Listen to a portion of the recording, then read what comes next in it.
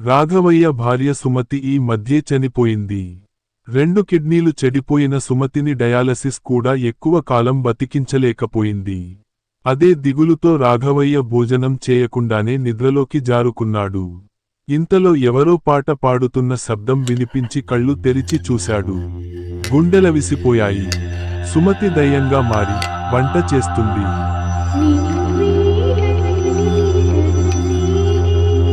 అంటూ పాట కూడా పాడుతుంది. భయంతో తను చూస్తుండగానే కంచంలో భోజనం వడ్డించి మాయమైపోయింది. ప్లేటు వైపు చూస్తూ గట్టిగా కేకలు వేశాడు.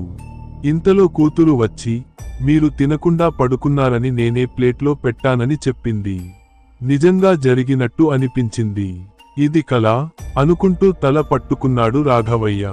మరునాడు రాత్రి నిద్రలో ఉండగా సుమతి వాకిలి ఊడ్చి కల్లాపి చల్లినట్టుగా లీలగా కనిపించింది. కళ్ళు తెరిచి చూస్తే వాకిలి హాలు శుభ్రం చేసినట్టుగా చక్కగా కనిపించాయి. భయంతో గట్టిగా అరిచాడు. ఆ అరుపులు విని తన పెద్ద కొడుకు భరణి పరిగెత్తుకొచ్చాడు. ఏం జరిగిందని అడిగాడు. మీ అమ్మ వచ్చింది. వాకిలి ఊడ్చి కల్లాపి చల్లింది. నా కళ్ల ముందే ఇల్లంతా శుభ్రం చేసింది. చూడు కావాలంటే అన్నాడు భయంతో వణుకుతూ. మీ కోడలే శుభ్రం చేసి ఉంటుంది నాన్నా. మీరు అమ్మ గురించి ఎక్కువగా ఆలోచిస్తున్నారు. నీళ్లు తాగి కాసేపు నిద్రపోండి అని చెప్పి వెళ్ళిపోయాడు భరణి. హాల్లోకి వెళ్లి తన భార్య కావ్యతో జరిగిన సంగతి చెప్పాడు. నిజంగానే అమ్మ దయ్యమైందా కావ్య అని సందేహంగా అడిగాడు. చదువుకున్నారు. మీరు కూడా ఇలాంటివి నమ్మడం ఏమిటండి? మీ నాన్నగారు మానసికంగా దెబ్బతిన్నారు. ఈ రోజు ఉదయం నా కళ్లతో నేను చూశాను. ఆ పనులన్నీ ఆయనే చేస్తున్నారు. మీ అమ్మ చేసినట్టుగా భ్రమపడుతున్నారు అంది కావ్య. అది విని విస్తుపోయాడు భరణి. మీ నాన్నగారిని ఇక్కడే ఉంచితే చాలా ప్రమాదం.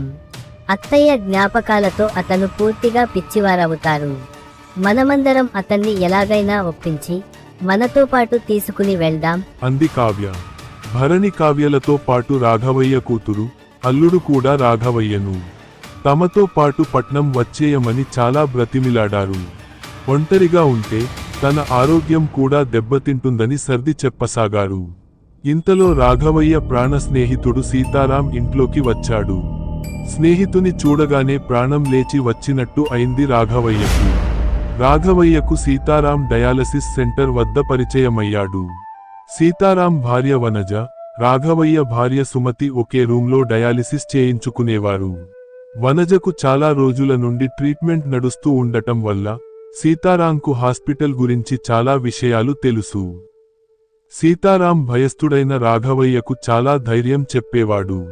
అలా పరిచయమైన వాళ్ళిద్దరూ ఒక పార్కు దగ్గర సాయంత్రం పూట కలుసుకుని చాలాసేపు కబుర్లు చెప్పుకునేవారు. ఏనాడు ఒకరిండ్లకు ఒకరు వెళ్ళింది లేదు. ఉన్నట్టుండి ఓ రోజు సీతారాం కనిపించలేదు. రాఘవయ్య వార్డ్ బాయ్ని అడిగితే సీతారాం కొడుకులు వచ్చి వారి వద్దకు తీసుకెళ్లారని చెప్పాడు. మళ్ళీ సంవత్సరం తర్వాత ఇప్పుడే తనను చూడటం. మీ ఆవిడ చనిపోయిందని విన్నాను. చాలా బాధనిపించింది. అందుకే కలవాలని వచ్చాను అన్నాడు సీతారాం బాధగా. తను బతికుండగా తనకే విధంగా నేను సాయం చేయలేకపోయాను. అందుకే చనిపోయి కూడా నా ఇంటి పనులన్నీ చేస్తూ నన్ను మరింత బాధ పెడుతుంది అంటూ జరిగిందంతా చెప్పి కంటనీరు పెట్టుకున్నాడు రాఘవయ్య. ఇదంతా నీ పిల్లలకు చెప్పావా అడిగాడు సీతారాం ఆశ్చర్యపోతూ. చెప్పాను. నేను ఇక్కడే ఉంటే సుమతి జ్ఞాపకాలు నన్ను వేధిస్తాయని, నన్ను తమ వెంట తీసుకెళ్లాలని అనుకుంటున్నారు. నాకు కాస్త భయంగానే ఉన్నా. తను నా చుట్టూ ప్రక్కలే ఉందన్న ఊహ చాలా బాగుంది. అందుకే ఈ ఇల్లు వదిలి వెళ్లటం నాకే మాత్రం ఇష్టం లేదు అన్నాడు రాఘవయ్య దృఢంగా. లేదు రాఘవ, నువ్వు నీ పిల్లలతో పాటు వెళ్ళు. బాధలో ఉన్నావు కాబట్టి కొన్ని రోజులు ఇదంతా బాగానే అనిపిస్తుంది. కాని కొన్నాళ్లకు ఒంటరితనం నిన్ను బాధిస్తుంది. అందులోనూ చనిపోయి కూడా నీ చుట్టుపక్కలే ఉంటుందంటే నీ భార్యకు నువ్వంటే ఎంత ఇష్టమో అర్థం చేసుకో.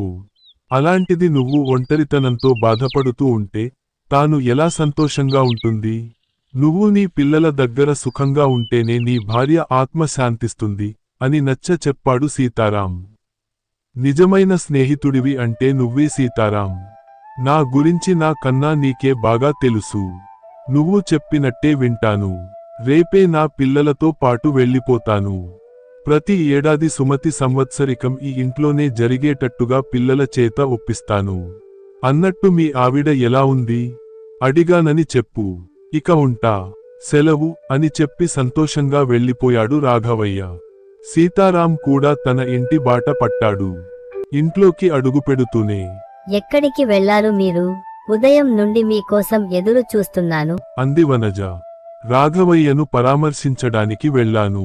అతని భార్య సుమతి చనిపోయింది, చెప్పాడు బాధగా. అయ్యో, అలాగా? పాపం, ఆయన ఇప్పుడు ఒంటరిగానే ఉంటున్నారా? అడిగింది వనజ ఆతృతగా.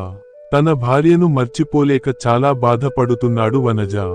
వాడి గురించి నీకు తెలుసు కదా, చాలా పిరికివాడు. భార్యకు డయాలసిస్ చేయించేటప్పుడు కూడా ఎంత భయపడేవాడు.